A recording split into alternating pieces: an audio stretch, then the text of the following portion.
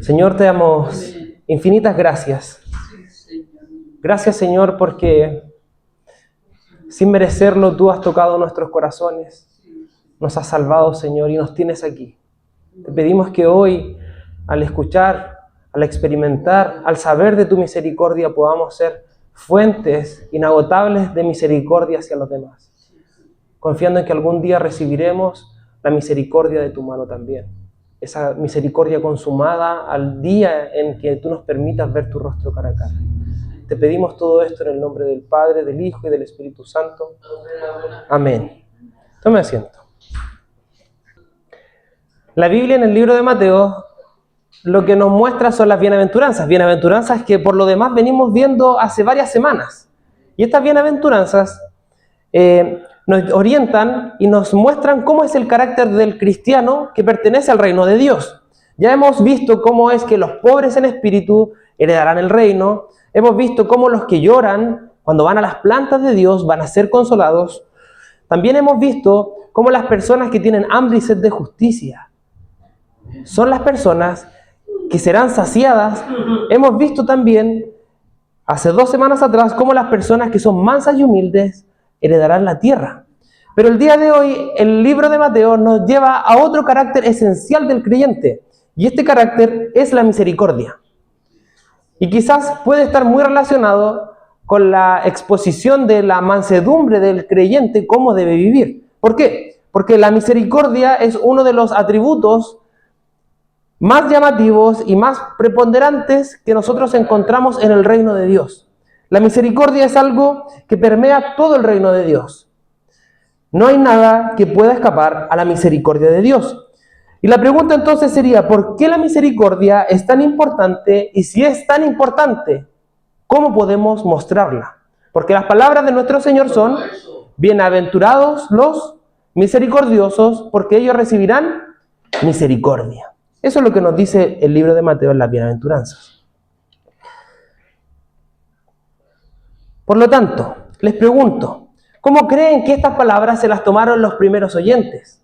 Ya hemos visto nosotros que ellos, al escuchar que venía un rey que los iba a liderar, su espíritu nacionalista, lo único que querían era que los libertara de la mano opresora de Roma.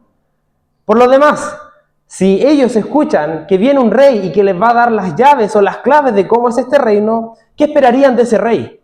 Que fuese severo, que fuese tan severo que todos los reinos cayeran a sus pies y que nadie pudiese levantarse. Que él pusiera al pueblo de Israel por sobre todos los otros pueblos y que todos esos pueblos fuesen pisoteados. Es muy probable que esa haya sido la visión que ellos tenían de la persona que estaban esperando. Eso era lo que querían escuchar.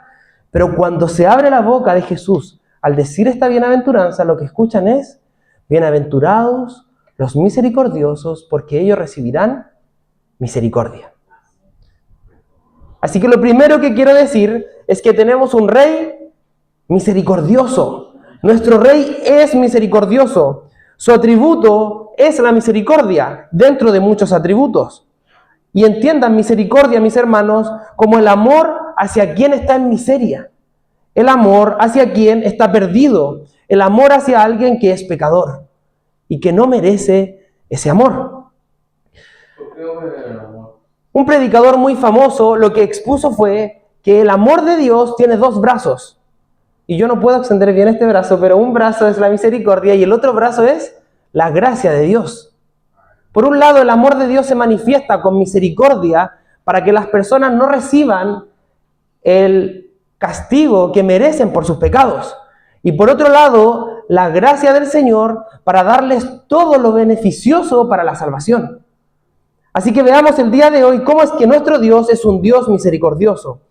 Esto es que también nosotros lo podemos ver en que se diferencian una de la otra, en que uno tiene un aspecto más bien en que Dios no castiga a la persona. De alguna forma, un castigo es algo negativo, por lo tanto no le da el castigo, y la gracia, por otro lado, es que le da lo positivo, todo lo necesario, todo lo bueno para vivir. Es por eso que el libro de Efesios, en el capítulo 2, dice que estamos sentados en lugares celestiales. Eso es por la gracia de Dios.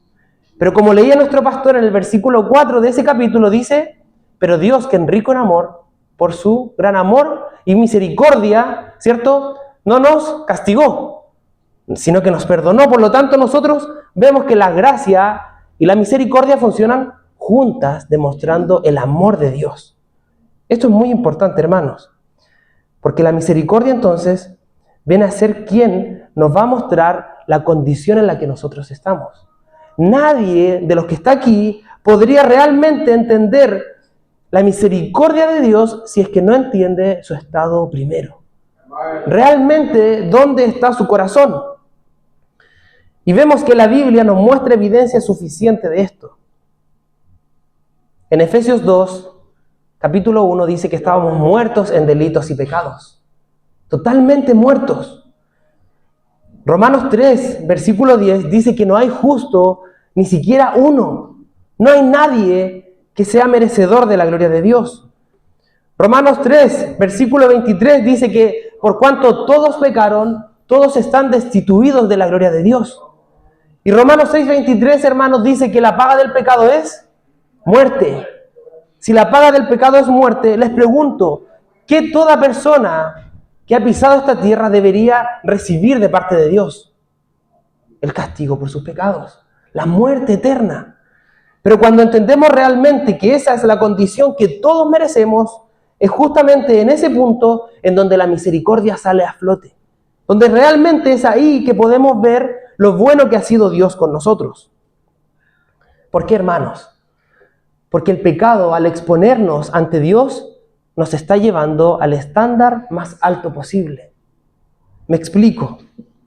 Si Dios, y en realidad como Dios es perfecto y justo, y en Él no hay pecado alguno, cuando nuestro estándar es puesto al lado de su estándar, nos damos cuenta de que estamos tan lejanos y distantes a su estándar que lo único que nosotros podemos merecer es el pago por nuestros pecados. Por eso que Pablo dice que el castigo por el pecado es la muerte. Dios a nadie, hermanos, a nadie debería dejar vivir. Él no está obligado a ninguno de nosotros, a nadie. Y estas verdades son tan básicas, pero tan olvidadas por la iglesia de Dios. Intelectualmente podemos saber esto, pero muchas veces lo que hace el pueblo de Dios cuando actúa sin misericordia es porque olvida estas verdades básicas, de que solo Dios es quien merece todo honor. Nosotros no merecemos absolutamente nada de parte de Dios. Todo lo que recibimos de parte de Él es misericordia y gracia. Y la misericordia se refleja en que no nos ha dado lo que merecemos, el castigo por nuestros pecados. Dios no podría, por lo tanto, olvidar y dejar pasar el pecado de nosotros. Muchas personas han propuesto una salida al decir, pero ¿qué tal si Dios es tremendamente misericordioso? Si Dios realmente es tan amoroso como dicen los creyentes, ¿por qué no mira hacia un lado y deja pasar el pecado de la humanidad y ya? ¿Por qué no podría hacer eso? Y la pregunta, hermanos, la respuesta es porque Él, a la vez de ser misericordioso, es justo, es perfecto. Y eso lo hemos visto en el proceso discipular de descubriendo el verdadero evangelio. ¿Por qué es necesario entender esto? Si no entendemos esto, nunca vamos a realmente experimentar la misericordia de Dios. Hebreos 2:17 dice esto, por lo cual debía ser en todo semejante a sus hermanos, hablando de Jesucristo, para venir a ser misericordioso y fiel, sumo sacerdote en lo que a Dios se refiere, para expiar los pecados del pueblo. ¿Se fijan? Dios no podría mirar para otro lado y dejar pasar el pecado de las personas. Dios envió a su único Hijo para que la misericordia de Dios sea manifestada. Dios envió al misericordioso y fiel sumo sacerdote, a Jesucristo nuestro Señor. Es en Él entonces en que nosotros podemos realmente librarnos del castigo de nuestros pecados. Hermanos, Dios ha sido tan bueno, y su misericordia ha sido tan grande con su pueblo, que no nos ha dado lo que merecemos. El día de ayer tuve el agrado de ser invitado por un pastor que fue examinado, hermanos, por 3 horas. Le preguntaron de muchas doctrinas. No me imagino la presión que él sintió, no solamente el día de ayer, sino que por meses, al ser examinado por muchos pastores. Al recibir el comentario final de esa examinación, esta persona conmovida rompió en llanto y dijo algo como esto: Dios ha sido tan bueno que yo, que estaba muerto en delitos y pecados, me dio vida y me ha hecho ministro. Estoy parafraseando sus palabras. Pero él entendía la misericordia de Dios. No fue algo que él solamente lo alojó en su mente, sino que lo sintió de todo corazón. Estaba tan perdido y Dios lo salvó de esa condición y lo llevó a una condición de ser hecho pastor y ministro de un rebaño de Dios. Déjeme dar otro ejemplo para que quede más claro cómo es que la misericordia de Dios se manifiesta. El domingo pasado nuestra hermana Sara nos contaba que su casa casi se incendia. Hay sueños, dinero, tiempo, energía de una familia en construir una casa. Y esa casa podría haber sido destruida en 1 o 2 horas por el fuego. Para que me entiendan, una persona podría realmente entender de qué fue salvada cuando lo ve. Solo nuestra hermana Sara y las personas que estaban con ella en esa casa podrían saber qué tan cerca estaba el fuego de consumir todo lo que ellos habían construido. Absolutamente todo. Ahora déjenme poner esa realidad en términos espirituales. ¿Qué tal si una persona está dentro de una casa que se está incendiando y sabe que va a ser consumido por el fuego? ¿Qué sería lo primero que pensaría? No sería, ¿cómo puedo salir de aquí? ¿Cómo es que puedo escapar? ¿Cómo es que puedo solucionar este problema? Porque se resuelve en algo rápido, porque es algo de vida o muerte. En términos espirituales, la única respuesta a eso es que alguien entre a esa casa por ti y sea consumido por ti, hermano. No estamos hablando de algo temporal, liviano. Estamos hablando de que estábamos nosotros dentro de esa casa que se estaba incendiando, pero nuestro Señor nos sacó a nosotros y fue Él el que se puso como sustituto para recibir la ira de Dios. Eso es misericordia en su máximo esplendor. Y mucha gente no puede disfrutar la misericordia de Dios porque no es capaz de verla con sus propios ojos. Déjenme seguir con la ilustración. Solo alguien que ve que esa persona entró a esa casa por él, para morir por él, podría sentir el placer y el privilegio de experimentar la misericordia de Dios. Solo alguien que vio a esa persona entrar ahí y que es capaz de decir, Él entró por mí y porque Él está ahí, yo estoy acá afuera a salvo, podría decir, Dios ha sido misericordioso. Pero alguien que escuchó de un vecino que tenía un tío que se le quemó una casa y alguien murió por él adentro, nunca va a sentir la misericordia de esa persona. Porque es algo que se le contó al voleo, fue simplemente un chisme, un cuento o quizás una leyenda de alguien que se puso ahí. Para muchos cristianos esa historia se comporta de una forma similar. Escuchan de la misericordia de Dios, pero no son capaces de ir diariamente a ver cómo es que Dios se comportó misericordiosamente con ellos. Por lo tanto, los invito a algo.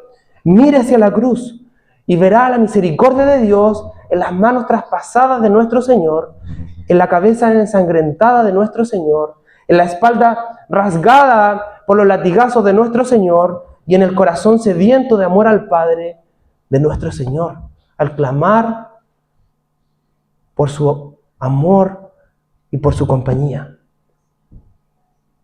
Esa es la muestra de misericordia. Solo los puedo invitar a eso, hermanos. Y es un texto que he utilizado en toda esta serie del Sermón del Monte.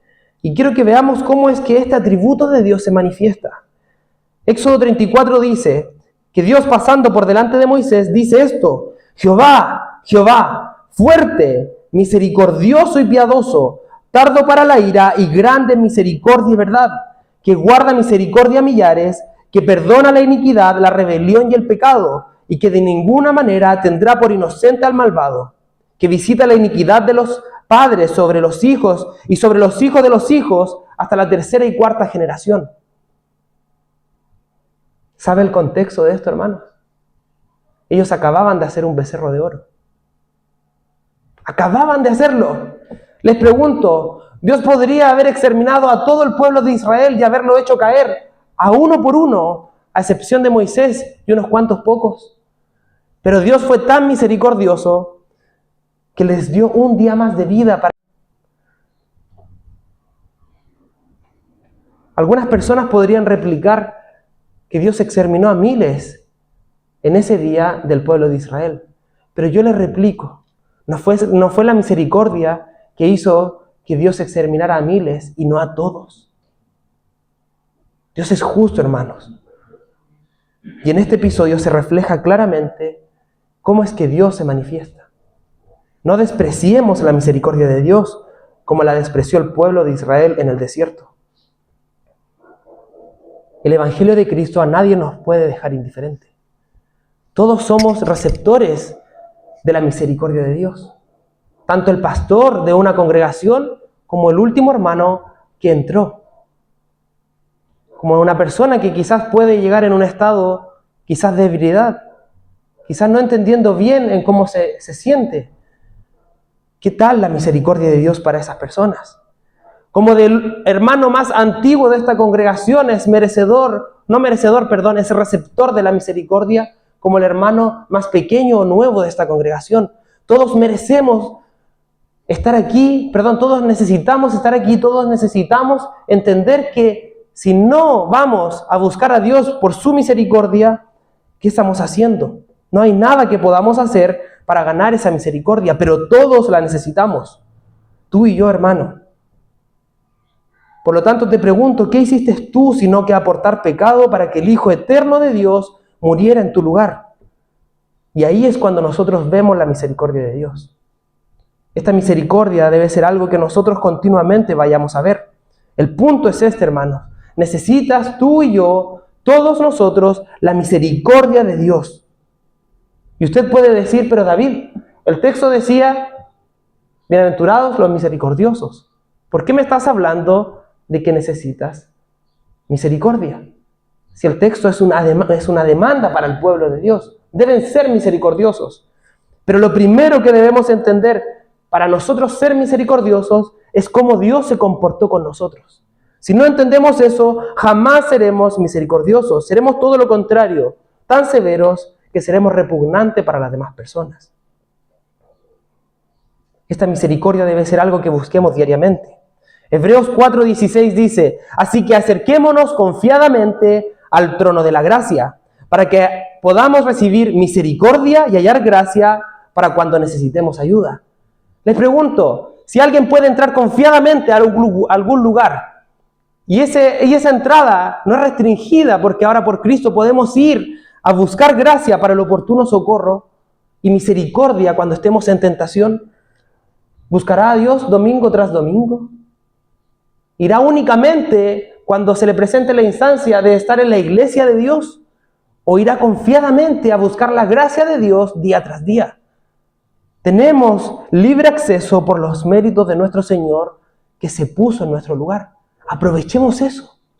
Vayamos a buscar continuamente la gracia de Dios y su misericordia.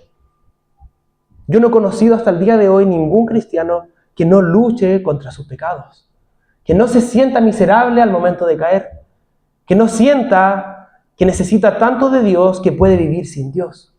Todo creyente necesita de la misericordia de Dios de forma diaria. Así que esto nos lleva al segundo punto. Como vamos continuamente a experimentar esa gracia y misericordia, ahora sí podemos ir al texto. Bienaventurados los misericordiosos. Y esto no es algo aislado en la Escritura. No es que Cristo esté diciendo, los misericordiosos serán los únicos que por su beneficio o los únicos que por su mérito al ser misericordiosos pueden ser salvos. Nadie puede ser salvo lejos de la persona de Cristo. Hermanos, no entienda este texto como queriendo pensar que por su misericordia usted se va a ganar el cielo. No piense que como lo profesan muchos católicos romanos, hice la buena obra del día, por lo tanto obré con misericordia con otras personas, estoy caminando hacia el cielo. La salvación no se gana y no se ganará y nunca se ha ganado de esa forma. Si alguien obtiene la salvación es únicamente por los méritos de Cristo, porque Él se puso en nuestro lugar. Pero esto es un tema mucho más práctico. Como somos receptores de misericordia, no solamente somos receptores de misericordia, sino que somos canales de misericordia. Dios ahora nos da la demanda, porque recibimos misericordia, de ser misericordiosos. Fíjense lo que dice Efesios 4:32. Quítense de vosotros toda amargura, enojo, ira, gritería y maledicencia y toda malicia. Les pregunto, ¿cuándo nos comportábamos así? Antes de recibir misericordia. Si alguien piensa y dice, no, ¿sabes qué? Yo todavía me comporto de esa forma diariamente, quizás la misericordia de Dios no ha tocado tu corazón. Porque fíjense lo que dice el versículo 32 de Efesios 4. Antes, sed benignos unos con otros, misericordiosos, perdonándoos unos a otros como también Dios os perdonó a vosotros. ¿Se fijan? La razón de ser misericordiosos es porque Dios nos perdonó. Como Él nos perdonó, ahora nosotros podemos libremente perdonar a los demás, ayudar a los demás, ser misericordiosos con las personas que necesitan de Dios. Colosenses 3, del 12 al 14 dice, vestíos pues como escogidos de Dios, santos y amados, de entrañable misericordia, de una misericordia tan profunda que sea algo que se respire en el ambiente. Sean de esa forma, misericordiosos unos con otros, de humildad, de mansedumbre, de paciencia, soportándoos unos a otros y perdonándoos unos a otros, porque si alguien tuviere queja contra, perdonándonos unos a otros, si alguno tuviere queja contra otro. De tal manera, Cristo os perdonó, así también hacedlo vosotros. Y sobre todas estas cosas, vestidos de amor, que es el vínculo perfecto. Hermanos, esta es la demanda. Cristo nos perdonó. Y como nos perdonó, ahora nosotros de buena gana podemos ser misericordiosos con los demás. Pero creo yo que hay uno de los textos que más toca el corazón de la iglesia, y espero, hermano, que toque el corazón de usted hoy. Hay una parábola que se le llama la parábola del siervo sin misericordia. Esta parábola la relata Mateo 18. Si usted la conoce, escuche la historia, y si no la conoce, esté atento a los detalles. La Biblia nos relata que había un rey, tenía un reino, y había uno de sus siervos que le debía una cantidad tremenda de dinero. Era una cantidad de 10,000 denarios. 10,000 talentos. 10,000 talentos, déjeme decirle lo que simboliza. Es infinito. Le debía un siervo al rey 10,000 talentos. ¿Por qué digo infinito? Porque el talento era la unidad monetaria más alta que se podía encontrar en ese tiempo. Quizás para nosotros es el billete de 20,000 pesos, ¿cierto? O pensemos quizás en lingotes de oro, algo que vale mucho dinero. Resulta que este siervo, al deberle tanto, el rey le dijo que si no le pagaba lo iba a mandar a la cárcel. Por lo tanto, lo que hace esta persona, se arrodilla y postrado, dice la Biblia, que le suplica al rey. Y esto le dice, Señor, ten paciencia conmigo y yo te pagaré todo.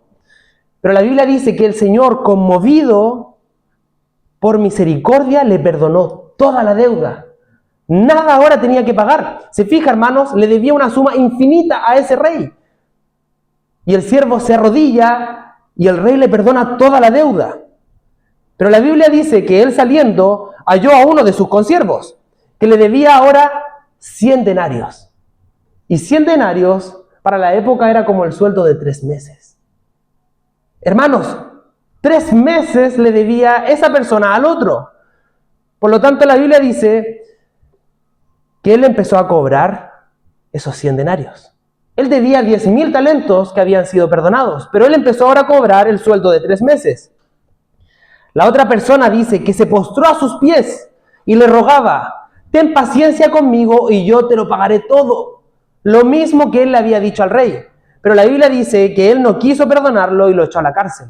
Cuando los otros consiervos lo supieron, fueron ante el rey y denunciaron a esta persona.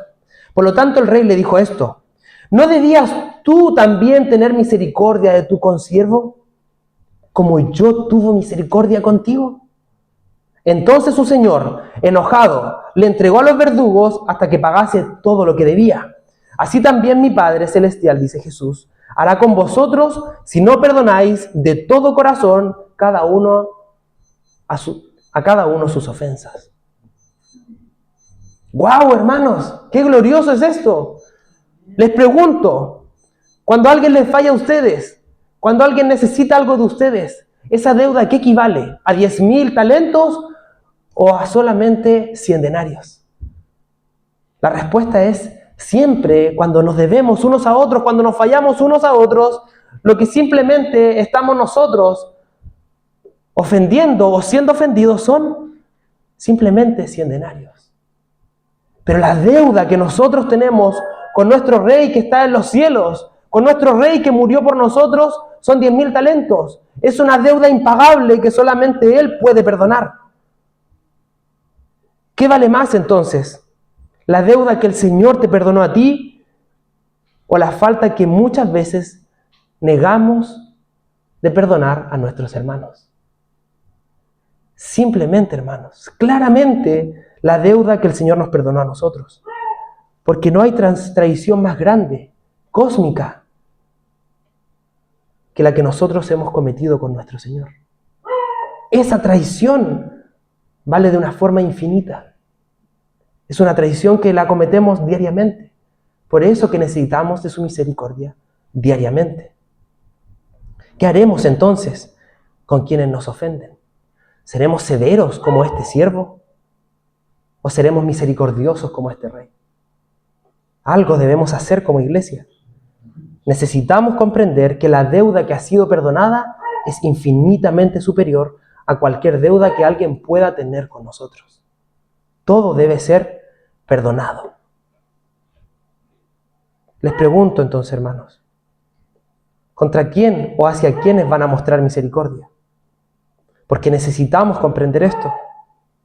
La misericordia debe ser no solamente para los que están aquí en esta iglesia, o para los que no son de esta iglesia, pero son hermanos en Cristo de nosotros. Jesucristo, fíjese que dice en el mismo Sermón del Monte, en el capítulo 5, del 44 al 48, pero yo os digo, amad a vuestros enemigos y bendecid a los que os maldicen, haced bien a los que os aborrecen y orad por los que os ultrajan y os persiguen, para que seáis hijos de vuestro Padre que está en los cielos, que hace salir su sol sobre malos y buenos, que hace llover sobre justos e injustos. Porque si amáis a los que os aman, ¿qué recompensa tendréis? ¿No hacen también lo mismo los publicanos? Y si saludáis a vuestros hermanos solamente, ¿qué hacéis de más? ¿No hacen también así los gentiles? Sed pues vosotros perfectos, como vuestro Padre que está en los cielos es perfecto. La misericordia debe ser dada deliberadamente a todos. Es un mandamiento. Bienaventurados los misericordiosos. Y eso implica a nuestros hermanos como a los que no son hermanos. Todos deben ser receptores de parte nuestra de la misericordia que Dios ha tenido con nosotros. Se hace claro entonces, hermanos, que estas prácticas deben ser de todo el pueblo de Dios. Solo imagine si es que nosotros actuáramos de esta forma, ¿qué beneficio tan grande sería para la humanidad, para esta población, para Talcahuano? Y muchas veces somos todo lo contrario. Al pensar en esta predicación pensaba en todas las veces que he sido severo sin misericordia. Y creo yo que deberíamos correr a Dios a decirle, perdóname, Señor, por ser tan severo y muchas veces no perdonar a la persona que me hizo daño. ¿Qué beneficio tenemos? Ninguno. Eso lo hace cualquier persona. El ser amigo de sus amigos. Nosotros debemos ser misericordiosos con quienes nos maldicen. Amarlos aún así. Es inútil mostrar misericordia a otros si tú, hermano, no has disgustado la fuente de la misericordia de Dios. Así que busca continuamente a Dios. ¿Por qué? Porque Lamentaciones en el capítulo 2 dice esto: por la misericordia de Jehová no hemos sido consumidos, porque nunca decayeron sus misericordias. Nuevas son cada mañana, grande es su fidelidad. Así que día tras día vayamos a Dios a buscar su misericordia. Presentémonos a Dios mañana tras mañana. Digámosle al Señor que no merecemos abrir los ojos, pero que le damos las gracias por en ese acto de misericordia permitirnos vivir un día más. Y que Él nos haga a nosotros entonces, al haber recibido la misericordia de abrir los ojos, un instrumento para mostrar misericordia a los que nos rodean. Permítanme darles algunos ejemplos en forma de pregunta. ¿Qué harás cuando un hermano se equivoque entonces en contra tuya? ¿Serás severo, buscando un juicio y sin misericordia? Quizás a veces debemos dejar pasar las ofensas. Quizás a veces es mejor no generar tanto revuelo. A veces, otras veces, cuando hay problemas que son más de raíz, más profundos, quizás de mucho tiempo, es necesario hablar con los hermanos. ¿Qué harás cuando un hijo a ti te desobedezca y creas que en tu posición de padre necesitas que él te honre? Dios le demanda a él obediencia, pero ¿qué harás tú? ¿Castigarás? ¿Harás un juicio sin misericordia? ¿O mostrarás misericordia? Han sido hostiles en el reino de Dios, contra el reino de Dios. ¿Cómo actuaremos con las personas que nos rodean? Esto debe ser mostrado de una forma sin igual. Y yo sé que las palabras de Jesús muchas veces por la iglesia son vistas como lo ideal. Jesús en la cruz diciendo: Padre, perdónalos porque no saben lo que hacen. Pero permítanme contarles una historia. Ustedes conocerán a Martín Lutero, que en el año 1517 plantó 95 tesis afuera de una catedral católica, protestando en contra de la Iglesia Católica. Pero 100 años antes, en realidad 102 años antes, hubo otra persona que en Europa se levantó en contra de la Iglesia Católica, cuando quizás no era tan popular hacerlo. Él empezó un movimiento y esta persona se llamaba Juan Hus. Él expuso cómo los católicos vendían sus cargos eclesiásticos. Se lo daban muchas veces a parientes. Construían terrenos porque la gente les daba dinero, terrenos y posesiones. Y solamente lo que le interesaba a la Iglesia Católica era obtener cosas. Por lo tanto, esta persona denunció a la Iglesia Católica, a los papas, a los obispos. Y estas personas lo llevaron hasta la hoguera para quemarlo. Qué cruel muerte, ¿cierto? Buscaron una y otra vez que su fe flaquease, pero su fe inquebrantable lo llevó hasta la hoguera. Y sus últimas palabras fueron: Señor Jesús, por ti sufro con paciencia esta muerte cruel. Te ruego que tengas misericordia de mis enemigos. Hermanos, posterior a eso murió quemado. Te ruego que tengas misericordia de mis enemigos. Si Cristo nos invita y nos demanda a nosotros ser misericordiosos, ¿cómo no serlo si hemos recibido tan grande muestra de misericordia? Creo yo que estas palabras deben ser expresadas por todos nosotros. Seamos misericordiosos entonces hasta las últimas consecuencias. Y con esto paso al último punto.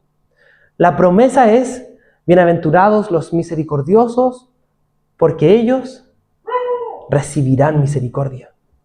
Mateo 6, 14 y 15 dice así: porque si perdonáis a los hombres sus ofensas, os perdonará también a vosotros vuestro Padre Celestial. Mas si no perdonáis a los hombres sus ofensas, tampoco vuestro Padre os perdonará vuestras ofensas. ¿Por qué? Porque toda persona, como ya hemos visto, que ha recibido la misericordia y el perdón de Dios, va a dar perdón y misericordia. Por lo tanto, finalmente recibirá la misericordia máxima, que es entrar en su presencia.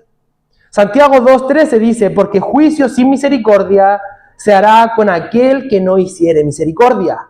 Y la misericordia triunfa sobre el juicio. Hermanos, seamos temerosos de Dios. Si hemos degustado la misericordia de Dios, si Dios ha sido tan bueno con nosotros, ¿cómo no serlo con el resto? ¿Cómo no serlo? Temamos al día del juicio final. Porque ese día, para los que no son misericordiosos, sino que son crueles y severos, únicamente recibirán juicio. Pero para los misericordiosos, La misericordia triunfa sobre el juicio. Triunfa. Y ese día llegará. Y ese día recibiremos la recompensa por ser misericordiosos. Camine en misericordia, por lo tanto, porque el Señor de misericordia nos ha salvado a nosotros. Un teólogo del siglo pasado decía esto, que una de las muestras más grandes de misericordia de Dios con su pueblo será que en el día del juicio final va a hacer juicio contra los impíos. No nos corresponde a nosotros hacer juicio, sino que a nosotros nos corresponde hacer misericordia.